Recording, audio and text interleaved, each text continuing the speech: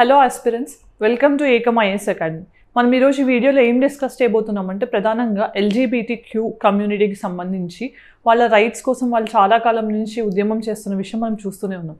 ఈ కాంటెక్స్ట్ మీరు ఫస్ట్ చూస్తే కనుక ఫస్ట్ టైం మనం ఎవల్యూషన్ అనేది చూస్తే చాలామందికి ఎల్జీబీటీక్యూ కమ్యూనిటీకి సంబంధించిన వాళ్ళకి ఫస్ట్ ఏంటంటే అసలు వాళ్ళని ఒక జెండర్గా గుర్తించడం జరిగింది. దాని తర్వాత వాళ్ళకి హోమోసెక్షువాలిటీ మనకి ఏదైతే సెక్షన్ 377 కింద క్రైమ్గా ఉందో దాన్ని మనం నిర్మూలించాం. ఇప్పుడు దాన్ని చట్ట వ్యతిరేకమైన చర్యగా గుర్తించట్లేదు. దాంతోపాటు తర్వాత రీసెంట్ టైమ్స్లో ఏమైంది, వాళ్ళు అసలు మాకు రైట్ టు మ్యారీ కూడా ఇవ్వమని అడిగారు.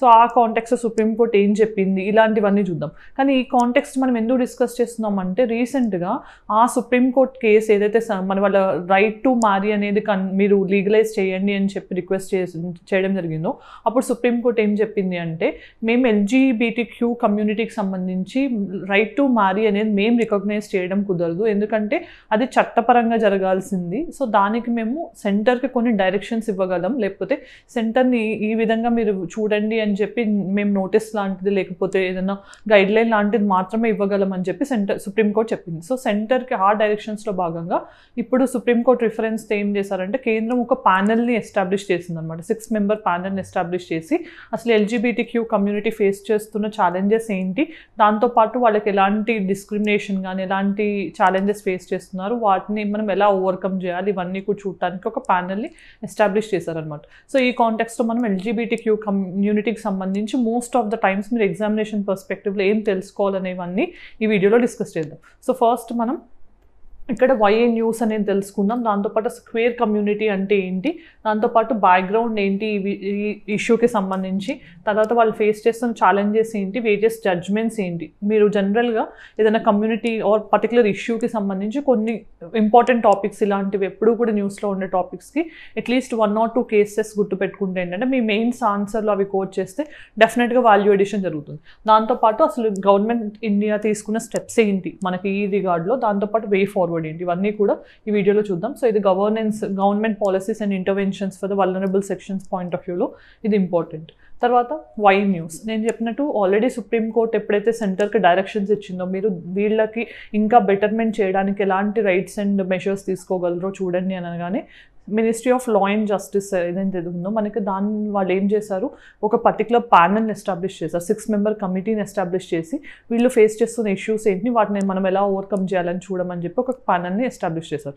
సో ఆ కాంటెక్స్లో మనం ఎల్జీబీటీక్యూ కమ్యూనిటీ గురించి వాటి సబ్సీక్వెంట్గా ఏం జరిగాయి ఏంటి అనేది అన్నీ చూద్దాం. ఫస్ట్ మనం తెలుసుకోవాల్సింది ఏంటి, ఇక్కడ మనం ఎల్జీబీటీక్యూ ఈ కమ్యూనిటీ గురించి తెలుసుకోవాలి. ఇక్కడ ఎల్ అంటే ఏంటి, లెస్బియన్ అనమాట. లెస్బియన్ అంటే ఏంటి, ఒకవేళ ఇద్దరు అమ్మాయిలు, ఓకే, సో ఫీమేల్స్ అయితే కనుక ఫీమేల్ సేమ్ జెండర్ అయితే మనం లెస్బియన్స్ అంటాం. వాళ్ళు కలిసి ఉండాలి అనుకుంటే వాళ్ళు లెస్బియన్స్ అంటాం. మరి జీ అంటే ఏంటి, గే అంటే ఏంటి, సో ఇద్దరు అబ్బాయిలు, ఓకే, సో ఇద్దరు మేల్స్ కలిసి ఉండాలనుకుంటే దాన్ని మనం గేగా కన్సిడర్ చేస్తాం. వాళ్ళు ఒకవేళ మేల్ కలిసి ఉండాలంటే. తర్వాత బైసెక్షువల్, బి అంటే బైసెక్షువల్ అంటే వీళ్ళు మేల్తోనూ ఉండగలరు ఫీమేల్తోనూ ఉండగలరు, సో బైసెక్షువల్ అంటాం. తర్వాత టీ అనేది ఉంది, ట్రాన్స్జెండర్ అంటే ఏంటి, మనకి జనరల్గా జెండర్ మారిన వాళ్ళని ట్రాన్స్జెండర్స్ అంటాం. అంటే వాళ్ళకి పుట్టినప్పుడు బయోలాజికల్గా వచ్చిన జెండర్ వేరే ఉంటుంది, వాళ్ళు ఓవర్ ద పీరియడ్ వాళ్ళు జెండర్ మార్చుకోవడము ఇలాంటివి చేసి ట్రాన్స్జెండర్స్గా మారుతారు. సో అది ఇంకొకటి. తర్వాత మనకి క్వీర్ అనే గ్రూప్ ఉంది. ఈ క్వీర్ అనే గ్రూప్ అంటే ఏంటి అంటే క్వీర్ అనే గ్రూప్ వీటన్నిటిని ఇంక్లూడ్ చేసి ఇవి కాకుండా ఏదన్నా ఉంటే కనుక, ఫర్ ఎగ్జాంపుల్ ఇంటర్సెక్షువల్ కపుల్ కానీ, అంటే ఇంటర్సెక్షువల్ పీపుల్ కానీ, అసెక్షువల్ పీపుల్ కానీ, నాన్ హెటరోజనస్ సెక్స్ ఉన్న పీపుల్ కానీ, ఇలాంటివి అన్ని అంటే దీంట్లో సూట్ అవ్వకుండా ఇంకేదన్నా వేరియేషన్స్ ఉన్న వాళ్ళందరూ కూడా క్వీర్ కమ్యూనిటీలో వస్తారనమాట. అందుకని జనరల్గా ఏమంటామంటే Q+ అంటాం. సో LGBTQ+ కమ్యూనిటీ అని అంటాం. సో ఇవన్నీ కూడా మీరు బేసిక్గా తెలుసుకోవాల్సిన ఇన్ఫర్మేషన్. దెన్ మనకు అర్థం చేసుకోవాల్సింది ఏంటంటే క్వీర్ కమ్యూనిటీ అంటే ఏంటి అనేది నేను ఆల్రెడీ చెప్పాను. ఇవన్నీ lesbian, gay, bisexual, transgender, queer, intersex, asexual ఇవన్నీ కూడా క్వీర్ అనే గ్రూప్లోనే ఇంక్లూజివ్గా ఉంటాయి. దాంతోపాటు దాంట్లో లేని వాళ్ళు ఇంకేమైనా వేరియేషన్స్ ఉన్న వాళ్ళు కూడా క్వీర్లోకి వస్తారు. సో ఫస్ట్ ఇక్కడ మనం తెలుసుకోవాల్సింది ఏంటి, బ్యాక్గ్రౌండ్ ఏంటి అని. నేను ఆల్రెడీ ఇందాక చెప్పాను. బ్యాక్గ్రౌండ్ ఏంటి అంటే ఫస్ట్ మనం వీళ్ళ రీజన్స్ మనం చూస్తే కనుక వాళ్ళు చాలా రకాలైన డిస్క్రిమినేషన్ని కానీ వివక్షని కానీ ఫేస్ చేస్తున్నారు సొసైటీలో. సో చాలామంది పేరెంట్సే వాళ్ళు ఒకవేళ ఇలాంటి ఎఫిలియేషన్స్ ఉన్నాయని తెలిస్తే వాళ్ళని వదిలేయటం, వాళ్ళని ఇంటికి రానియకుండా చేయటం. సో ఇలాంటివి చూస్తున్నాం. ఎడ్యుకేషన్ అండ్ ఎంప్లాయ్మెంట్ విషయంలో కానీ, డిఫరెంట్ గవర్నమెంట్ జాబ్స్ విషయంలో కానీ, పొలిటీషియన్స్గా కూడా వాళ్ళకి చాలా డిస్క్రిమినేషన్ ఉంది. సో ఈ కాంటెక్స్లో ఏంటంటే ఫస్ట్ ఇంతకుముందు అసలు మనకి హోమోసెక్షువాలిటీ అంటే స్వలింగ సంపర్కం అనేది నేరంగా ఉండేది. దేంట్లో సెక్షన్ 377 ఆఫ్ ఐపీసీ. దీని ప్రకారం ఏంటి, సేమ్ సెక్స్కి సంబంధించి అంటే సేమ్ జెండర్కి సంబంధించిన వాళ్ళు సెక్షువల్ యాక్టివిటీలో ఇన్వాల్వ్ అయితే అది ఒక క్రిమినల్ ఆఫెన్స్గా అంటే నేరపూరితంగా చూసేవాళ్ళు అనమాట. Section 377 of IPC. మరి దీన్ని ఇంతకుముందు ఏం చేసింది సుప్రీంకోర్టు, దీన్ని డీక్రిమినలైజ్ చేసింది. అంటే అప్పటి నుంచి ఎప్పుడైతే జడ్జ్మెంట్ పాస్ చేశారో అప్పటి నుంచి అది అఫెన్స్ కాదు ఇంకా, అంటే వాళ్ళు హోమోసెక్షువాలిటీని ఎలో చేశారు. ఫస్ట్ జరిగింది ఇది. దాని తర్వాత ఏం జరిగింది, నల్సా కేసులో సుప్రీంకోర్టు ఏం చెప్పింది, వాళ్ళని మనం జనరల్గా మనం అప్లికేషన్ ఫామ్ ఇంతకుముందు చూస్తే ఒక 10 ఏళ్ల వెనక చూస్తే కనుక మనకి మేల్ కానీ జెండర్ కానీ మేల్ కానీ ఫీమేల్ కానీ మాత్రమే ఉండేవి జెండర్ అనే పొజిషన్ దగ్గర. కానీ ఇప్పుడు ఏం చేసాం రీసెంట్ టైమ్స్లో male gender are other gender are transgender ఇట్లాంటి ఆప్షన్స్ కూడా ఎనేబుల్ చేసాం. అంటే వాళ్ళకి జెండర్ ఐడెంటిటీ ఇచ్చే విధంగా కూడా మనం రైట్స్ని గుర్తించడం జరిగింది. సో ఈ పాయింట్ ఆఫ్ వ్యూలో ఇట్లా వాళ్ళకి అడ్వాన్సెస్ మనం అంటే ఎప్పుడైతే రైట్స్ ఇచ్చుకుంటూ కొంచెం వాళ్ళకి ఒక right to life with personal liberty కానీ right to live with dignity వాళ్ళకు కూడా ఉంటుంది. కాబట్టి ఇవన్నీ మనం ఇస్తూ పోతూ ఉన్నాము. వాళ్ళు ఏమడిగారు రీసెంట్గా, మాకు రైట్ టు మ్యారీ అనేది కూడా ఇవ్వమని అడిగారు. సో రైట్ టు మ్యారీ ఇవ్వమని అంటే ఏంటి, వీళ్ళు ఇంతకు ముందు వరకు ఏంటి వాళ్ళ సెక్షువల్ యాక్టివిటీ డీక్రిమినలైజ్ చేశారు. తర్వాత వాళ్ళ జెండర్ ఐడెంటిటీని రికగ్నైజ్ చేసే విధంగా కొన్ని ప్రొవిజన్స్ ఇచ్చారు తప్పించి వాళ్ళకి మ్యారేజ్ విషయంలో ప్రొవిజన్స్ లేవు. ఎందుకంటే మనం నార్మల్గా మ్యారేజ్ చేసుకోవాలంటే ఏ రిలీజియస్ పీపుల్ ఆ రిలీజియస్ యాక్ట్ ప్రకారం మ్యారేజ్ చేసుకోవాలి. హిందూస్ అంటే హిందూ రిలీజియస్ యాక్ట్ కానీ, హిందూ మ్యారేజ్ యాక్ట్ 1956 కానీ, షరియత్ లా ప్రకారం ఇస్లామిక్ పీపుల్ కానీ అట్లా మనకి డిఫరెంట్ యాక్ట్స్ ఉన్నాయి. సో ఈ యాక్ట్స్ ప్రకారం వాళ్ళు ఖచ్చితంగా ఫాలో అవ్వాల్సిన నార్మ్స్ అండ్ ప్రిన్సిపల్స్ని ఫాలో అయ్యి మాత్రమే వాళ్ళు మ్యారేజ్ చేసుకుంటే అప్పుడు మాత్రమే ఆ మ్యారేజ్ అనేది రిజిస్టర్ అవుతుంది, చట్టబద్ధం అవుతుంది. సో ఇది ప్రాసెస్ ఉంది. కానీ ఇప్పుడు ఏంటి, వీళ్ళు రైట్ టు మ్యారేజ్ అనేది అడిగారు. ఎందుకు అడిగారు అని అంటే కనుక ఇప్పుడు హోమోసెక్షువాలిటీ ఇలాంటి రిలేషన్స్ ఎక్కువ అవుతున్నాయి కాబట్టి వాళ్ళు మేము మ్యారేజ్ చేసుకుంటే మాకు ఒక లీగల్ రికగ్నిషన్ కావాలని అడిగారు. కానీ ఏం జరిగింది, లీగల్ రికగ్నిషన్ సుప్రీంకోర్టు ఏం చెప్పింది, మేము ఇవ్వడం జరగదు. ఎందుకంటే మేము జుడిషియరీ అంటే ఏంటి, వాళ్ళు మేము ఓన్లీ లా తీసుకొస్తే దానికి ప్రాపర్గా ఉందా లేదా, లేకపోతే ఏదైనా వైలేషన్ ఆఫ్ లా జరిగితే దానికి సంబంధించి మేమైనా హెల్ప్ చేయగలం, కానీ ఇలాంటివి మా పరిధిలోవి కాదు అని చెప్పి మేము రైట్ టు మ్యారేజ్ అనే దాన్ని లీగల్గా రికగ్నైజ్ చేయలేము, అది లెజిస్లేటివ్ అంబిట్లో ఉంది కాబట్టి పార్లమెంట్ చట్టం ద్వారా తీసుకొస్తే మేమేం ఆపము అని చెప్పి సుప్రీంకోర్టు చెప్పిందనమాట. సో ఈ పాయింట్ ఆఫ్ వ్యూలో దాంతోపాటు సుప్రీంకోర్టు ఏం చెప్పింది, సెంటర్ని ఒక కమిటీని ఎస్టాబ్లిష్ చేసి ఆ కమిటీ ఫర్దర్గా వాళ్ళకి అసలు లీగల్గా మ్యారేజ్ చేసుకోవడానికి రైట్స్ ఇవ్వచ్చా లేదా, ఇంకేమైనా బెటర్మెంట్ రైట్స్ ఇవ్వచ్చా, ఇలాంటివన్నీ కూడా చూడమని డైరెక్షన్ ఇవ్వడం జరిగింది. ఆ డైరెక్షన్లో భాగంగానే సెంటర్ రీసెంట్గా ఒక 6 మెంబర్ కమిటీని వేయడం జరిగింది. సో ఇదంతా కూడా బ్యాక్గ్రౌండ్ అనమాట. సో ఇక్కడ ఈ డైరెక్షన్ ప్రకారం ఒక కమిటీని ఏర్పాటు చేశారు. సో ఫస్ట్ అసలు మనం ఏంటి, వీళ్ళు ఎందుకు ఛాలెంజెస్ ఫేస్ చేస్తున్నారు, ఏ టైప్ ఆఫ్ ఛాలెంజెస్ ఫేస్ చేస్తున్నారు అనేది తెలుసుకుందాం. ఇక్కడ ఫస్ట్ ఏంటి, డిస్క్రిమినేషన్ అంటే ఏంటి, మనకి రాజ్యాంగంలో డిస్క్రిమినేషన్ అనేది ప్రొహిబిటెడ్. మీకు గుర్తుంటే కనుక ఆర్టికల్ 14 రైట్ టు ఈక్వాలిటీని ప్రమోట్ చేస్తున్నప్పుడే ఆర్టికల్ 15, 16 ఏం చెప్తున్నాయి, discrimination even on the grounds of gender అనేది కూడా ప్రొహిబిటెడ్ అండర్ ఆర్టికల్ 15. ఆర్టికల్ 16 కింద ఏంటి, జెండర్ డిస్క్రిమినేషన్ అనేది పబ్లిక్ ఎంప్లాయ్మెంట్లో చూపెట్టకూడదని 16 చెప్తుంది. సో ఇలాంటి విషయంలో మనం డిస్క్రిమినేషన్ మన జెండర్కి చూపిస్తున్నాం కదా, ఇక్కడ ట్రాన్స్జెండర్స్ విషయంలో మీరు చూస్తే డిస్క్రిమినేషన్ ఎడ్యుకేషన్లో కానీ, ఎంప్లాయ్మెంట్ ఆపర్చునిటీస్లో కానీ, పబ్లిక్ ప్లేసెస్లో కానీ, ఇలాంటి డిఫరెంట్ ప్లేసెస్లో వాళ్ళకి ఖచ్చితంగా డిస్క్రిమినేషన్కి గురవుతున్నారు, అంటే వివక్ష గురవుతున్నారు. సో ఇలాంటివి జరగకుండా చూడటం కూడా మన బాధ్యత. దాని తర్వాత ఐడెంటిటీ క్రైసిస్. ఇంతకు ముందు వరకు వాళ్ళు ఏదైనా జెండర్కి చెప్పుకోవాలంటే అప్లికేషన్ ఫామ్లో ఇవ్వాలంటే మేల్ కానీ ఫీమేల్ మాత్రమే ఉండేవి, అసలు జెండర్ ఐడెంటిటీ అనేది లేదు. అది ఇవ్వడానికి మనం తీసుకొచ్చిన యాక్ట్ ఏంటి, transgender persons of protection of rights act 2019. ఇది సుప్రీంకోర్టు ఆ కేసులో చెప్పిన తర్వాతనే వాళ్ళకి జెండర్ ఐడెంటిటీ అనేది ఇవ్వడం స్టార్ట్ చేసాం. దానివల్ల ఏమైంది, థర్డ్ జెండర్ అనేది మనం జనరల్గా అప్లికేషన్ ఫామ్స్లో కానీ వీటన్నిటిలో కానీ చూడటం జరిగింది. అన్నిట్లో కూడా థర్డ్ జెండర్ అనేది ఆస్పెక్ట్ ఇంక్లూడ్ చేశారు. సో దానివల్ల ఏమవుతుంది, వాళ్ళకి బెటర్ ఆపర్చునిటీస్ పెరుగుతున్నాయి అన్నమాట. దాంతోపాటు ఇక్కడ సెల్ఫ్ ఐడెంటిటీ కూడా పెరుగుతుంది. దాంతోపాటు సోషల్ స్టిగ్మా మనకు చూసిందే కదా, జనరల్గా వాళ్ళని చూస్తే స్పెసిఫిక్గా చూడటం కానీ, లేకపోతే వాళ్ళ మీద జోక్స్ వేయడం కానీ ఇలాంటివి, లేకపోతే వాళ్ళని తక్కువ చేసి చూడటం కానీ ఇలాంటివన్నీ జనరల్గా చూస్తూనే ఉంది. దాంతోపాటు సోషల్ స్టిగ్మా ఏంటి, వాళ్ళకి ఏదైనా పని కావాలని అడిగినప్పుడు పని లేక కానీ, లేకపోతే ఎడ్యుకేషన్ లేకపోతే ఎంప్లాయ్మెంట్ ఉండదు. ఇలాంటి వాటి వల్ల ఏమవుతుంది, వాళ్ళు కొన్ని జాబ్స్కి మాత్రమే కన్ఫైన్ అవ్వాల్సి వస్తుంది. ఫోర్స్డ్గా సెక్స్ వర్కర్స్గా కానీ, లేకపోతే ట్రాఫిక్ బెగ్గింగ్లో కానీ ఇలాంటి విషయాలలో మాత్రమే వాళ్ళు ఉండిపోవాల్సి వస్తుంది అనమాట, సోషల్ స్టిగ్మా వల్ల. దాని తర్వాత ఏంటి, హెల్త్ డిస్పారిటీస్. సో నార్మల్గా ఏంటి, వీళ్ళకి డిఫరెంట్ హార్మోనల్ ఇంబ్యాలెన్సెస్ వల్ల జనరల్గా ఇలాంటి వాళ్ళు డిఫరెంట్ అఫిలియేషన్స్ పెట్టుకున్నప్పుడు ఏంటంటే వాళ్ళ హెల్త్ విషయంలో కూడా వాళ్ళు చాలా ప్రాబ్లమ్స్ ఫేస్ చేస్తారు. జనరల్గా ట్రాన్స్జెండర్స్ లాంటి వాళ్ళు జెండర్ని చేంజ్ చేసుకున్నప్పుడు కూడా హెల్త్ పరంగా వాళ్ళు కొన్ని ఇబ్బందులు ఫేస్ చేస్తున్నారు.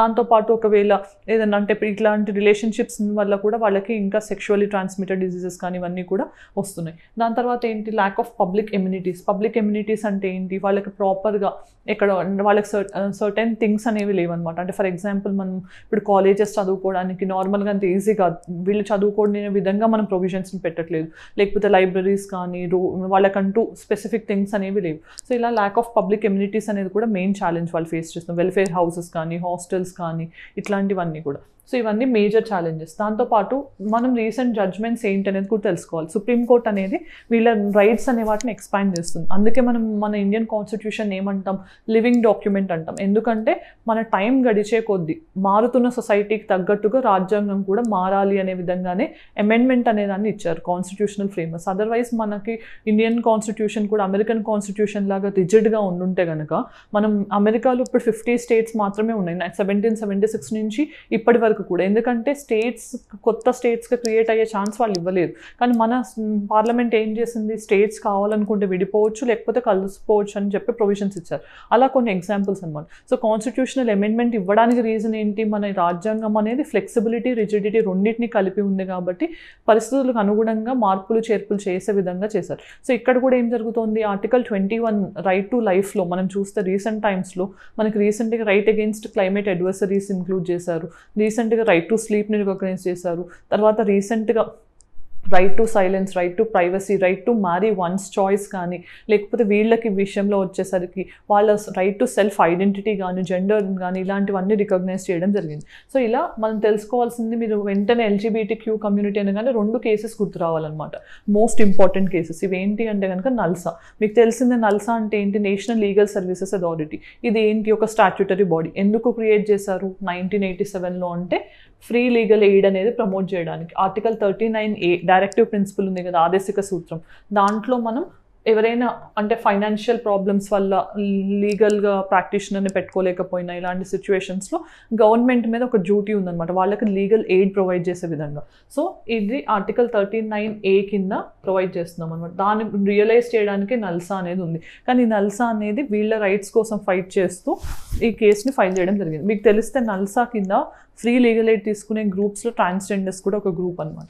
సో ఇక్కడ మనం తెలుసుకోవాల్సింది ఏంటి, ఈ కేసులో ఏం చెప్పారు అని అంటే, ఈ ట్రాన్స్జెండర్స్ కానీ LGBT కమ్యూనిటీ కానీ ఎవరైతే ఉన్నారో వాళ్ళని థర్డ్ జెండర్గా ఐడెంటిఫై చేయమని సుప్రీంకోర్టు ఆదేశించింది అనమాట, థర్డ్ జెండర్గా. సో ఫస్ట్ టైం వీళ్ళకి జెండర్ ఐడెంటిటీ అనేది ఇవ్వడం జరిగింది ఈ పర్టికులర్ కేసులో, మోస్ట్ ఇంపార్టెంట్ కేసు. దాని తర్వాత ఏంటి, Navtej Singh Johar versus union of India case. ఈ కేసులో ఏం చేశారు అంటే కనుక, సెక్షన్ 377 ఆఫ్ IPC మనం ఇందాక చూసాం కదా, ఈ పర్టికులర్ సెక్షన్ ఏముండేది, ఇంతకుముందు సేమ్ సెక్స్ కానీ అంటే సేమ్ జెండర్కి సంబంధించిన వాళ్ళు సెక్షువల్ యాక్టివిటీలో పాల్గొంటే కనుక అది క్రిమినల్ ఒఫెన్స్గా ఉండేది. దాన్ని డీక్రిమినలైజ్ చేశారు ఈ పర్టికులర్ కేసులో. అంటే హోమోసెక్షువల్ రిలేషన్స్ని ఎలో చేశారు, డీక్రిమినలైజ్డ్ అనమాట. సో ఇది మీరు తెలుసుకోవాల్సిన ఈ 2 కేసెస్. మరి ఫర్దర్గా ఇప్పుడు రిలేషన్షిప్స్ని అంటే సెక్షువల్ యాక్టివిటీ వరకు డీక్రిమినలైజ్ చేశారు, కానీ రైట్ టు మ్యారీ ఉందా అంటే లేదు. ఎందుకంటే వీళ్ళకి రైట్ టు మ్యారేజ్ కానీ, రైట్ టు ఇన్హెరిటెన్స్ కానీ, రైట్ టు అడాప్షన్ కానీ ఇలాంటి రైట్స్ ఏమీ లేవు. మీరు చూస్తే కనుక సరోగసీ విషయంలో కూడా ఇలాంటి వాళ్ళు చాలా ప్రాబ్లమ్ ఫేస్ చేస్తున్నారు. మనం సరోగసీ ఛాలెంజెస్లో వీళ్ళని కూడా ఇంక్లూడ్ చేయొచ్చు. ఎందుకంటే ఇప్పుడు ఫర్ ఎగ్జాంపుల్ సరోగసీలో ఏం జరగాలి, మేల్ ఫీమేల్ డోనర్ వాళ్ళ పేరెంట్స్ దగ్గర నుంచి ఎగ్ అండ్ స్పర్మ్ రావాలి. కానీ వీళ్ళు ఒకవేళ ట్రాన్స్జెండర్స్ కానీ సేమ్ సెక్స్ సెక్స్ పీపుల్ అయితే వీళ్ళకి ఎగ్ ఉంటే స్పర్మ్ ఉండదు, స్పర్మ్ ఉంటే ఎగ్ ఉండదు. ఇలాంటి సిచ్యువేషన్లో వీళ్ళు ఇబ్బందులు ఫేస్ చేస్తున్నారు. సో దానికి తగ్గట్టు కూడా రీఫార్మ్స్ అడుగుతున్నారు అనమాట. ఇలా డిఫరెంట్ డైమెన్షన్స్లో వీళ్ళు ఎప్పుడైతే ఇష్యూస్ ఫేస్ చేస్తున్నారో అప్పుడు వాళ్ళు కోర్ట్స్ని అప్రోచ్ అవ్వడం జరుగుతుంది. సో ఇక్కడ మనం గుర్తుపెట్టుకోవాల్సింది ఏంటి, 2 కేసెస్లో కూడా వీళ్ళ రైట్స్ అనేవి బ్రాడన్ అయ్యాయి, కానీ వీళ్ళకి రైట్ టు మ్యారీ అనేది లీగల్గా రికగ్నైజ్ అవ్వలేదు. కాబట్టి రీసెంట్గా వాళ్ళు సుప్రీంకోర్టుకి వెళ్ళినప్పుడే ఇదంతా జరిగిందనమాట. సుప్రీంకోర్టు మేము లీగలైజ్ చేయలేము, అలా చేయాలంటే పార్లమెంట్ యాక్ట్ తీసుకురావాలని చెప్పింది. మరి సెంటర్ ఎందుకు లా తీసుకురావట్లేదు అని అంటే సెంటర్ ఏం చెప్తుంది, ఇలా మేము మ్యారేజ్ అనేది లీగలైజ్ చేస్తే అసలు మ్యారేజ్ అనే వ్యవస్థే మొత్తం డిస్టర్బ్ అయిపోతుంది. ఎందుకంటే ఇండియన్ సొసైటీలో మనకి మ్యారేజ్ అనేది చాలా పవిత్రంగా భావిస్తాం. అన్ని రిలీజియస్ లాస్లో కూడా మనం చూస్తే మ్యారేజ్ అనే దాన్ని మేల్ ఫీమేల్ మధ్యలో జరిగేదానిగా చూస్తున్నారు. ఇలాంటి వాటికి ఇండియన్ సొసైటీలో ఎలాంటి అంటే వాళ్ళు అనుకుంటున్నట్టు ఎలాంటి ప్లేస్ లేదు అని చెప్పి సెంటర్ చెప్తుంది అనమాట. సో ఈ కాంటెక్స్లో మీ పాయింట్ ఆఫ్ వ్యూ ఏంటనేది కామెంట్ సెక్షన్లో చెప్పండి. దాంతోపాటు మోస్ట్ ఇంపార్టెంట్ ఫ్యాక్ట్ ఏంటి అంటే కనుక ఇది అప్కమింగ్ స్టేట్ పీసెస్ ఎగ్జామ్స్కి చాలా ఇంపార్టెంట్. ఈ రీసెంట్గా ఒక ఏషియా కంట్రీ సేమ్ సెక్స్ మ్యారేజెస్ని లీగలైజ్ చేసింది. ఆ కంట్రీ ఏంటి అనేది మీరు ఆన్సర్ కామెంట్ సెక్షన్లో చెప్పండి, లేదా నేనే వీడియో ఎండింగ్లో చెప్తాను. సో ఫస్ట్ మనం తెలుసుకోవాల్సిన ఇనిషియేటివ్స్ ఏంటి అంటే కనుక 2018 కేసు తర్వాత మనం ఏం చేస్తాం, transgenders protection of rights act అని 2019లో చట్టం తీసుకొచ్చాం అనమాట. దీని ప్రకారం మనం ఏం చేసాము, ఎవరైతే ట్రాన్స్జెండర్స్ ఉన్నారో వాళ్ళకి థర్డ్ జెండర్ అనే ఐడెంటిటీ ఇవ్వడంతో పాటు వాళ్ళకి socially and economically backward class అనే కేటగిరీ ఇచ్చామన్నమాట. అంటే దాని ప్రకారం వీళ్ళకి రిజర్వేషన్స్ కూడా అప్లై అవుతాయి. సో ఎడ్యుకేషన్లోనూ ఎంప్లాయ్మెంట్లో రెండిట్లోనూ రిజర్వేషన్స్ కూడా వస్తాయి. సో ఇదొక బెనిఫిట్. దాంతోపాటు ఇంకొన్ని మెషర్స్ కూడా తీసుకున్నారు ఈ ట్రాన్స్జెండర్స్ యాక్ట్లో. దాని తర్వాత ఏంటి, national council for transgender persons అనేది కూడా ఎస్టాబ్లిష్ చేశారు. ఈ కౌన్సిల్ కింద ఏంటి, వీళ్ళు ఐడెంటిటీ కార్డ్ కానీ గుర్తింపు పొందడానికి లేదంటే సర్టిఫికేట్స్ని పొందడం కానీ ఇలాంటివన్నీ కూడా వీళ్ళు చేయొచ్చు అనమాట, ఈ national council for transgender persons. తర్వాత నేషనల్ పోర్టల్ ఏంటి, వీళ్ళు ఏమైనా కంప్లైంట్స్ చేయాలనుకుంటే అలాంటివి వాళ్ళ గ్రీవెన్సెస్ కానీ కంప్లైంట్స్ కానీ ఇలాంటివన్నీ కూడా ఈ పోర్టల్లో చేయొచ్చు. దాని తర్వాత గరీమా గృహ అంటే ఏంటి, ఇది ఒక సపోర్ట్ సిస్టమ్ అనమాట. అంటే వాళ్ళకి ఒకవేళ ఎక్కడ షెల్టర్ హోమ్ లాగా మీరు చెప్పొచ్చు. సో వాళ్ళకి ఎక్కడ ప్లేస్ ఆఫ్ రెసిడెన్స్ అనేది దొరకకపోతే కనుక వాళ్ళకి ఇలాంటి ఒక బెస్ట్ రీహాబిలిటేషన్ కానీ లేకపోతే ఒక షెల్టర్ హోమ్ టైప్ ఆఫ్ సెటప్ని గరీమా గృహ అని అంటారు. ఇవన్నీ కూడా గవర్నమెంట్ వాళ్ళ కోసం ప్రమోట్ చేస్తున్న ఇనిషియేటివ్స్. దాని తర్వాత మనం వే ఫార్వర్డ్లో ఏం సజెస్ట్ చేయగలం అంటే కనుక కన్క్లూజన్లో వాళ్ళకు కూడా హ్యూమన్ డిగ్నిటీ ఉంటుంది. ఎందుకంటే మనం ఇప్పుడు కొంతమంది వాలంటీర్గా మారే వాళ్ళు ఉన్నారు, జెండర్ మార్చుకునే వాళ్ళు, కానీ కొంతమంది ఏంటి వాళ్ళకి తెలియకుండానే హార్మోనల్ చేంజెస్ అలా జరుగుతాయి బాడీలో. సో అలాంటి వాటి మీద వాళ్ళకి కంట్రోల్ కూడా ఉండదు. అలాంటి సిచ్యువేషన్లో మనం వాళ్ళని రెస్ట్రిక్ట్ చేయడం కంటే వాళ్ళకి నచ్చినట్టు వాళ్ళని బతకనివ్వడం అనేది మానవ హక్కు, బ్రెయిన్గా ప్రాథమిక హక్కు. తర్వాత చూస్తే కనుక ఫస్ట్ మనం మన లైఫ్ని మనకు నచ్చినట్టు బతకడం అనేది మన మానవ హక్కు, human right, basic human right. So వాళ్ళకు కూడా వాళ్ళ జీవితాన్ని వాళ్ళు డిగ్నిఫైడ్గా బతకడానికి హక్కు మనం ఇవ్వాల్సిన అవసరం ఉంది అని కన్క్లూడ్ చేయాలి. ఎప్పుడు కూడా అంటే మనకు నచ్చకపోయినా కూడా మీరు కన్క్లూజన్ అనేది ఆప్టిమిస్టిక్గా ఉండాలి, ఒక మంచి పాజిటివ్ సిగ్నల్ ఇచ్చేటట్టు ఉండాలి, అది గుర్తుపెట్టుకోండి. సో నిన్న ఇచ్చిన ప్రాక్టీస్ క్వశ్చన్ ఏంటి, what is the correct order of the following types of clouds in increasing height, అంటే కింద నుంచి పైకి చూద్దాం. So stratus, altocumulus and cirrocumulus ఉంది. ఇదే కరెక్ట్ ఆర్డర్ అనమాట. ఎందుకంటే సిర్రో క్లౌడ్స్ అనేవి హైయెస్ట్ హైట్ వైజ్లో హై ఉంటాయి, తర్వాత మనకి ఫస్ట్ స్ట్రాటో తర్వాత ఆల్టో ఉంటాయి మిడ్ లెవెల్లో. సో ఇది కరెక్ట్ ఆర్డర్, ఆప్షన్ ఏ. తర్వాత ఈరోజు ప్రాక్టీస్ క్వశ్చన్ చూద్దాం. Who is the chairperson of national council for transgender persons? President of ఇండియానా, ప్రైమ్ మినిస్టరా, యూనియన్ మినిస్టర్ ఫర్ మైనారిటీ అఫైర్సా, లేకపోతే union minister for social justice and empowerment? వీటిలో ఏది కరెక్ట్ అనేది ఆన్సర్ చేయండి కామెంట్ సెక్షన్లో. తర్వాత మెయిన్స్ క్వశ్చన్కి వచ్చేసరికి explain the provisions of transgender persons protection of rights act 2019 and how it can help in solving the challenges faced by LGBTQ community. ఇక్కడ first మీరు ఏం చేయాలి, అసలు ఇంట్రొడక్షన్లో ఈ యాక్ట్ అనేది ఏ కాంటెక్స్లో తీసుకొచ్చారు లేకపోతే దేనికోసం తీసుకొచ్చారు అనేది 1-2 లైన్స్ ఇంట్రొడక్షన్ ఇవ్వండి. దాని తర్వాత మీరు బాడీలో ఏం చేయాలి, ఇక్కడ అసలు ప్రొవిజన్స్ దీంట్లో ఏమేమి చేయాలనుకుంటున్నారు అనేది ఇంక్లూడ్ చేయాలి. అంటే వాళ్ళకి జెండర్ ఐడెంటిటీ ఇవ్వడంతో పాటు థర్డ్ జెండర్గా రికగ్నైజ్ చేయడం, లేక వాళ్ళకి SCBCగా రికగ్నైజ్ చేసి వాళ్ళకి ఎడ్యుకేషన్ ఎంప్లాయ్మెంట్ రిజర్వేషన్స్ ఇవ్వడం కానీ, వాళ్ళకి సెల్ఫ్ ఐడెంటిటీ ఇవ్వడం కానీ, డిస్క్రిమినేషన్ స్టిగ్మాని తగ్గించే విధంగా ఏం ప్రొవిజన్స్ ఇస్తున్నారు ఇవన్నీ ఇక్కడ ఇంక్లూడ్ చేసి, తర్వాత సెకండ్ పార్ట్లో ఏం చేయాలి, ఇది ఎలా వాళ్ళ ప్రాబ్లమ్స్ని ఫేస్ చేస్తుంది అని చెప్పాలి అని అంటే ఫస్ట్ మీరు వాళ్ళు ఫేస్ చేస్తున్న ఛాలెంజెస్ ఏంటనేది కూడా చెప్పాలి. ఆ ఛాలెంజెస్ని ఇది ఎలా సాల్వ్ చేస్తుంది అనేది చెప్పాలన్నమాట బాడీలో. ఇదంతా చెప్పాక కన్క్లూజన్లో ఇందాక మనం చూసినట్టు ఎవ్రీ పర్సన్ పుట్టుకతోనే వాళ్ళు లైఫ్ విత్ డిగ్నిటీ అనేది వాళ్ళకి ఇన్హరెంట్గా హ్యూమన్ రైట్గా వస్తుంది. సో వాళ్ళకు కూడా ఇదేమి ఎక్సెప్షన్ కాదు అని చెప్పి మీరు ఆప్టమిస్టిక్ కన్క్లూజన్ ఇవ్వాలి. సో మనం వీడియో ఎండింగ్కి వచ్చేసాం కాబట్టి ఈరోజు వీడియోలో మనం LGBTQ కమ్యూనిటీకి సంబంధించి రీసెంట్గా సెంట్రల్ గవర్నమెంట్ ప్యానెల్ అనేది ఎందుకు ఎస్టాబ్లిష్ చేసింది, వాళ్ళు ఫేస్ చేస్తున్న ఛాలెంజెస్ ఏంటి, దానికి సంబంధించిన కేసెస్ ఏంటి చూసాం, దాంతోపాటు వే ఫార్వర్డ్ ఏంటి, వాళ్ళకున్న ఇనిషియేటివ్స్ ఏంటి అనేది కూడా చూసాం. ఈ కాంటెక్స్లో నేను ఇందాక అడిగిన క్వశ్చన్కి ఆన్సర్ థాయిలాండ్. ఇది ఫస్ట్ ఏషియా కంట్రీ ఏదైతే సేమ్ సెక్స్ మ్యారేజెస్ని లీగలైజ్ చేస్తూ ఒక చట్టాన్ని తీసుకొచ్చిందో దాని పేరు థాయిలాండ్. థాయిలాండ్ అనేది రికగ్నైజ్ చేసింది. ఇది ఈ రోజుకి సంబంధించిన వీడియో డిస్కషన్. మీకు నచ్చితే మీ కామెంట్ సెక్షన్లో చెప్పండి. Thank you for watching. Have a good day.